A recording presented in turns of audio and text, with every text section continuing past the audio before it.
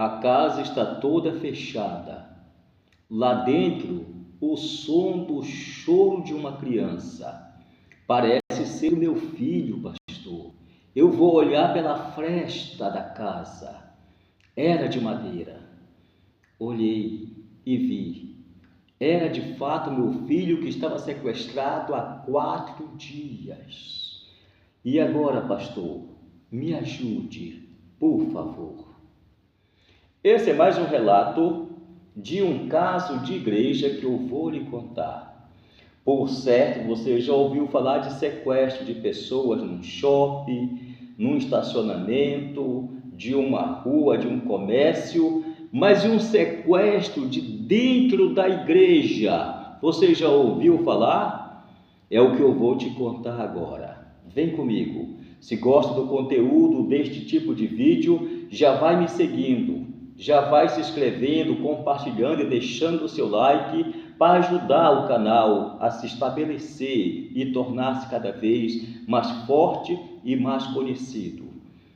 Era 9 de abril de 2004, anote isso. A cidade era Manaus, no Brasil, estado do Amazonas. Naquelas alturas, a grande igreja daquela cidade, a maior, convocou um congresso de células.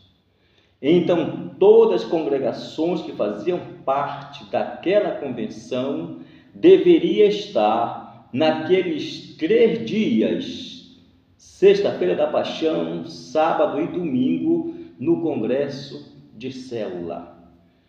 E nós que fazíamos parte naquelas alturas desta denominação, alugamos um ônibus e levamos todas as famílias para o congresso. Era manhã do dia 9 de abril de 2004. O sol despontou-se. Um verão, um vento afável. Começou então as palestras, a primeira, a segunda. Mas na terceira palestra daquele dia, dia 9 de abril de 2004, por volta de meio-dia, no encerramento das palestras da manhã, uma irmã que tinha um filho de 4 meses, que só mamava, me procurou e disse: "Você viu o meu filho? Ele estava com o irmão fulano." E eu disse: eu vi ele com seu filho. Ele quer mamar, o meu peito está vazando, disse ela. Eu disse: ele está por aqui, procure que você vai achar. Mas ela procurou e não achou a criança, e nem o irmão. E ela então me procurou de novo e disse: eu não achei o irmão. Então, eu convoquei os irmãos que estavam próximos de mim, da minha congregação, e disse: olha, procure o irmão fulano, ele está com o filho da irmã e ele precisa mamar. A criança tinha 4 meses. Eles procuraram, mas não acharam.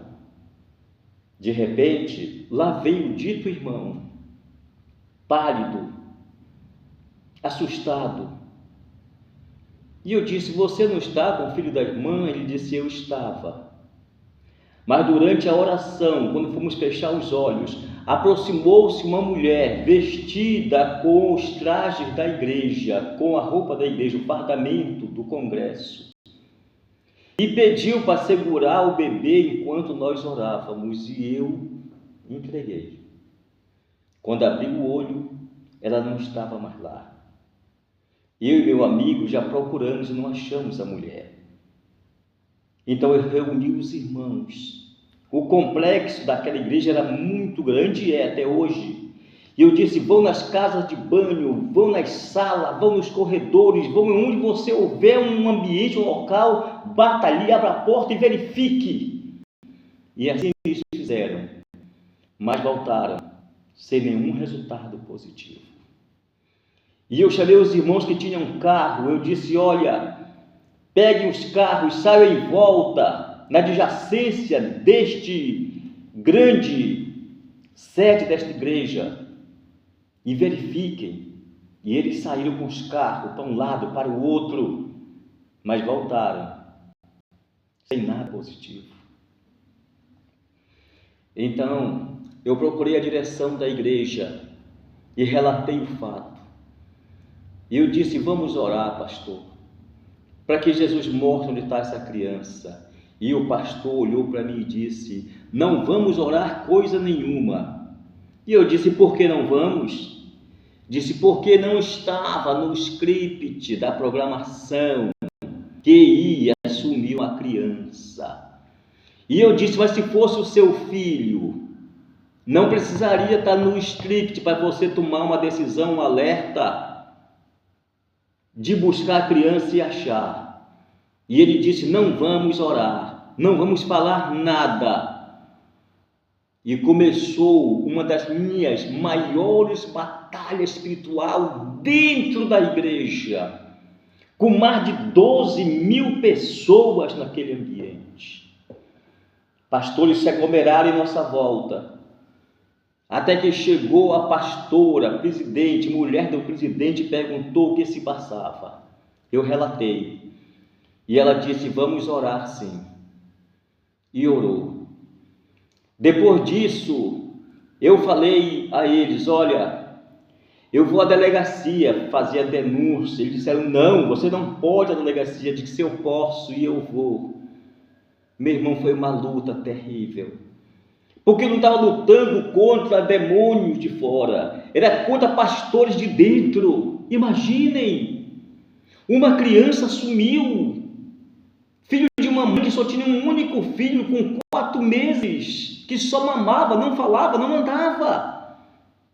E aqueles homens incoerentes, insensíveis, não queriam deixar eu comunicar à polícia para tomar as providências necessárias. Depois de muito brigar, de muito debater, eles concordaram que eu deveria ir à polícia.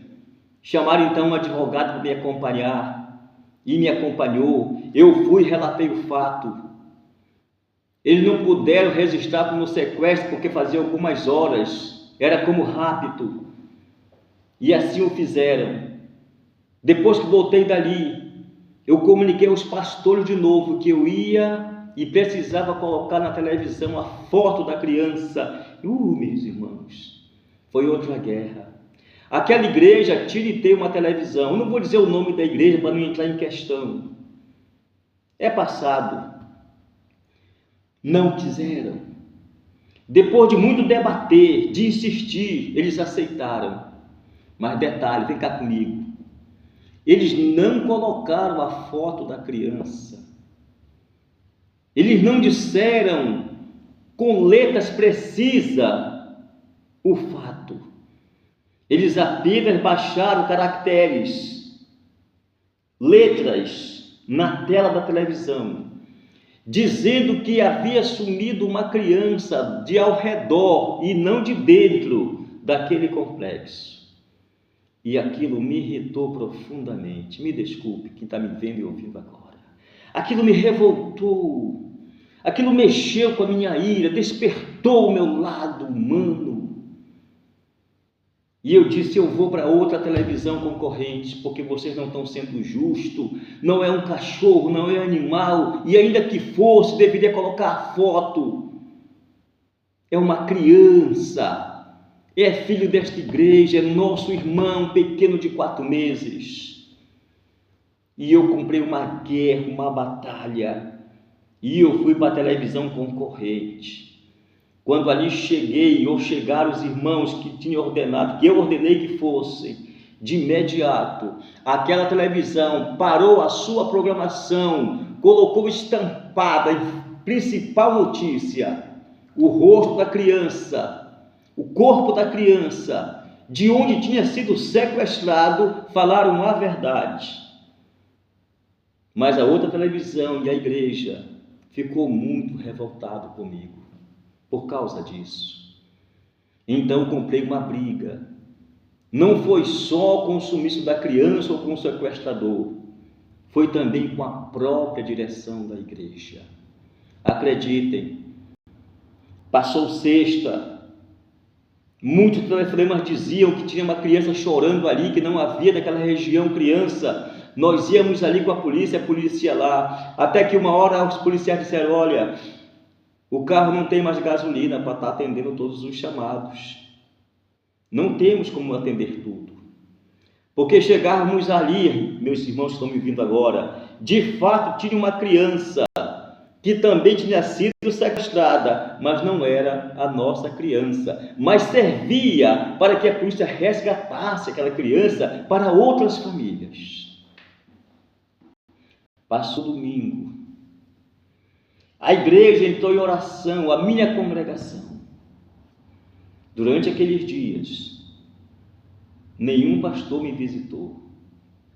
Aquela igreja com tantos deputados, com tantos vereadores, com tantos juízes, com tantos desembargadores, com tantos advogados, com tantos irmãos empresários poderosos, nenhum me procurou para me dar um apoio, para me dar uma palavra ou para orar comigo. Mas também não tem problema. Eu disse, essa guerra é minha, Satanás. Se é comigo que tu quer brigar, tu vai ter briga. Eu não vou correr de ti. Porque maior é aquele que está comigo do que aquele que está contigo. E eu parti para cima. Eu reuni os irmãos. Eu coloquei gasolina em todos os carros. E disse, a polícia não tem como atender, mas nós temos. Todo telefonema que chegar, nós vamos em busca, porque pode ser nossa criança e pode não ser. Mas não podemos ficar na dúvida, temos que ir para comprovar. E foi dezenas de busca que fizemos. Passou o domingo. Eu e minha esposa estávamos sem comer e sem beber. Minha esposa tinha hora que desmaiava, porque a nossa casa estava sempre coberta por repórteres, a nossa igreja por polícia e por repórteres. Não tínhamos paz, não tínhamos como comer. Então ficamos orando a Jesus, porque eu não sabia, a polícia não sabia, o repórter não sabia, ninguém sabia, mas Deus sabia aonde estava a criança. E olha uma coisa, isso começou dia 9, agora já são dia 12 de abril. Eu estou de madrugada na casa do pai e da mãe do bebê, que estão chorando terrivelmente, e com razão. E o pai da criança olhou para mim, eu estava na casa dele, e disse, olhe para a parede. Eu olhei para a parede. Sabe aquele calendário? Ele está com um círculo em volta do dia 12. Sabe o que é o dia 12, pastor? E eu disse, não. Ele disse, é o meu aniversário. E Satanás levou o meu melhor presente. Aquele homem era um diácono da igreja. Sabe quando as tuas forças já estão esvaídas? Sabe quando tu já não tem mais muita noção das coisas? É aí que o homem interior se renova dentro de ti. Aquele homem não lembra que eu disse isso para ele, e eu tenho razão para ele não lembrar. Ele estava angustiado. Mas eu disse para aquele pai, tu és um diácono da igreja, e eu te digo uma coisa, ainda hoje o Senhor vai colocar o teu presente em tuas mãos. E eu continuei indo para a delegacia. Era meio-dia do dia 12, já era de tarde. Eu pedi uma sala para o delegado, para que eu pudesse fazer uma oração. Ele chamou um policial e disse, olha, esvazia aí uma sala, deixa o pastor orar. E assim eles fizeram, e eu comecei a orar. Eu disse, Deus, tem misericórdia. Tem misericórdia, Deus. Coloca a tua mão nesta causa. E Deus respondeu para mim no Salmo 46, verso 10. E Deus disse assim, aquietai-vos e sabei que eu sou Deus. Glória a Jesus. Eu levantei, saí da sala, o telefone tocou. Era o pai da criança. E ele disse, eu estou indo em mais uma busca. Eu disse, o Senhor é contigo. Eu não vou citar o nome das pessoas. Mas o caso é real e é verídico. Aconteceu na cidade de Manaus, no estado do Amazonas, no Brasil. E Deus é contigo, vai nessa busca. Ele foi. Depois ele ligou de novo e disse: a casa está fechada, há um choro de criança lá dentro, e o choro é do meu filho. Ajude-me. Eu vou olhar pela fresta, a casa tinha um tanto de fresta nas paredes. Ele olhou e disse: é o meu filho que está lá dentro. E ele entrou. Nessa hora eu corri para o delegado, disse: delegado, me ajude, achamos a criança. Ele disse: onde está a criança? E eu digo: está aqui o endereço, no bairro de Manaus. E ele mobilizou os caras da polícia, saíram com um comboio, gritando a sirene. Mas eu também liguei para a televisão, que havia nos ajudado, porque aqueles jornalistas bateram de frente com o governador, com o secretário de segurança, com os delegados, cobrando, batendo forte mesmo. Coisa que a outra televisão, que é da igreja a qual nós pertencemos, não fez nada. E aquela televisão chegou lá e deu o furo de notícia. Ou seja, foram o primeiro a dar notícia. Ao vivo entraram, filmaram e focalizaram na casa. E o pai da criança, assim como eu profetizei, que Deus colocaria na sua mão ainda naquele dia o filho dele, assim aconteceu. E assim eu termino mais um caso de igreja vivido dentro da igreja, um sequestro. Cuidado! O diabo não quer saber se é a igreja. Se ele foi até na reunião do Filho de Deus no céu, está lá em Jó, imagina na igreja. E cuidado com a igreja que você está. Se ele realmente prioriza a vida e amo vidas, ou amo o seu congresso, ou amo o seu evento, ou amo o seu status, o seu poder, cuidado. Porque nem todo aquele que diz Senhor, Senhor entrará no reino de Deus. Pois uma vida, acredite, ouça isso. Não importa que tenha, se é 4 meses como tinha aquela criança, ou se tem 100 anos, se for um ancião, é uma vida preciosa para Jesus. Ela é mais importante do que o mundo inteiro. Pastores, mobilizem-se em prol da vida, e não em prol do prédio ou do status da igreja. A vida é mais importante. Que o Senhor te abençoe e te guarde, e até o próximo vídeo, se Deus quiser.